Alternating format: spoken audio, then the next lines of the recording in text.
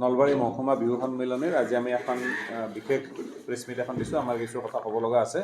তো আমাৰ সাধাৰণ সম্পাদক অভিজিৎ কলিতা, সাংস্কৃতিক সম্পাদক সুকুমাৰ শৰ্মা আছে। মই অভিজিৎ কলিতাক আমাৰ ক'বলগীয়াখিনি ব্যক্ত কৰিবৰ কাৰণে অনুৰোধ জনাইছোঁ। হয়, নমস্কাৰ আৰু আপোনালোক আটাইলৈ ৰঙালী বিহু শুভেচ্ছা জ্ঞাপন কৰিছোঁ। আমাৰ ৫৬ সংখ্যক নলবাৰী মহকুমা ৰঙালী বিহু সন্মিলনীখন যোৱাবেলিৰ দৰে এইবাৰো আমি চলাবলৈ আৰম্ভ কৰিছোঁ।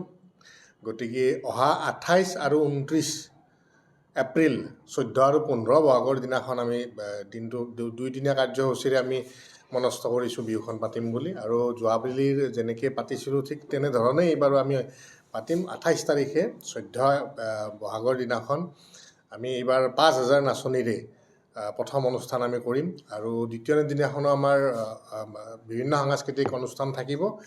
গতিকে আটাইখিনি অনুষ্ঠানত আপোনালোকৰ সহায় সহযোগ কামনা কৰিছোঁ। আমাৰ সকলোৰে শ্ৰদ্ধাৰ আমাৰ নলবাৰী সমষ্টিৰ বিধায়ক, অসম মন্ত্ৰীসভাৰ মন্ত্ৰী মাননীয় জয়ন্ত মল্ল বৰুৱাদেৱৰ সভাপতিত্বত এইবেলিও আমাৰ এই বিহুখন খুব সুন্দৰভাৱে সুকলমভাৱে যাতে পাৰ কৰিব পাৰোঁ তাকেই কামনা কৰি আপোনালোক সকলোৰে সহযোগ বিচাৰিছোঁ। আৰু আগন্তুক যিখিনি আমাৰ অনুষ্ঠানৰ বিষয়ে যি ক'ব লগা আছে, আমাৰ গোটেইখিনি এইবাৰৰ সাংস্কৃতিক সম্পাদক সুকুমাৰ শৰ্মা ডাঙৰীয়াই ক'ব। হয়,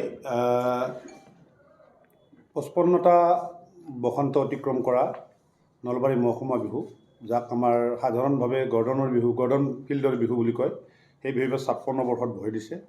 আৰু ৫৫ বৰ্ষত আমি সন্মানীয় সভাপতি মহোদয়ৰ পৰিকল্পনা মতে ৩,০০০ নাচনীৰ দ্বাৰা আমি বিহু নৃত্য কৰিছিলোঁ, সমূহীয়া বিহু নৃত্য।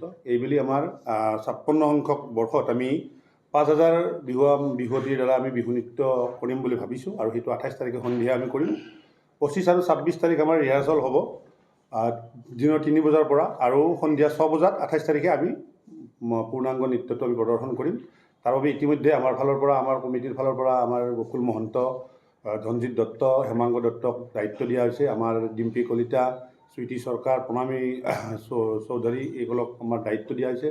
আৰু আমাৰ কমিটিৰ সম্পাদকে বাকী বিষয়খিনি চোৱা চিতা কৰিব। সাংস্কৃতিক সম্পাদক আমিও আছোঁ।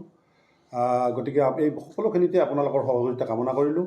আৰু সভাপতি মহোদয়ৰ নেতৃত্বত আগৰবাৰ যেনেকৈ আপোনালোকে সহযোগ কৰিছিল, এইবাৰো আপোনালোকৰ সহযোগিতা কামনা কৰিছোঁ, ৰাইজৰ উপস্থিতি কামনা কৰিছোঁ। আৰু আপোনালোকৰ চেনেলৰ জৰিয়তে আমি জনাব বিচাৰিছোঁ যে আমাৰ ২৮ তাৰিখ ১৪ বহাগ আমাৰ ৫,০০০ নাচনীৰ নৃত্যৰ পিছত আমাৰ স্থানীয় সাংস্কৃতিক অনুষ্ঠান হ'ব। আৰু ২৯ তাৰিখ দিনৰ ভাগত আমাৰ বিভিন্ন প্ৰতিযোগিতা থাকিব। আমাৰ প্ৰতিবাৰেই থাকে খোজ কঢ়া, ৰচিকনা, এইবিলাক প্ৰতিযোগিতা থাকে। বিহুৰ লগত সংগতি যিখিনি খেল হয় সেই খেলখিনি হ'ব।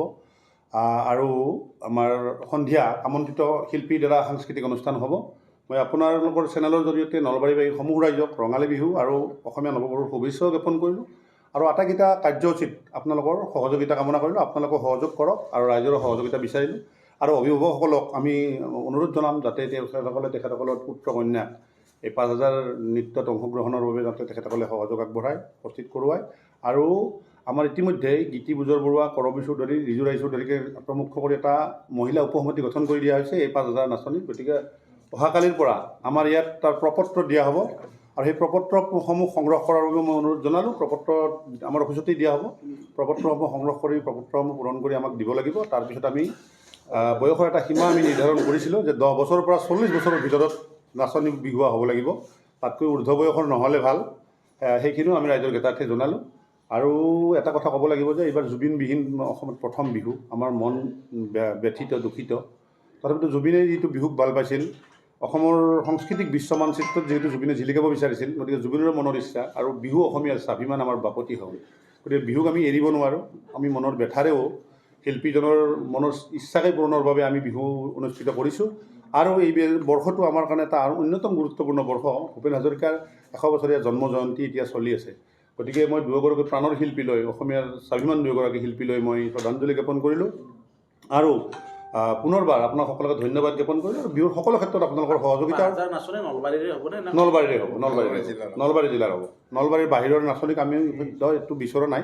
আৰু আমাৰ যিহেতু পৰ্যাপ্ত আছে, ইয়াৰ আগৰ পৰা আমি ২,৫০০ কৰিব বিচাৰিছিলোঁ, কিন্তু স্বতঃস্ফূৰ্তভাৱে মানুহখিনি ওলাই আহিছে।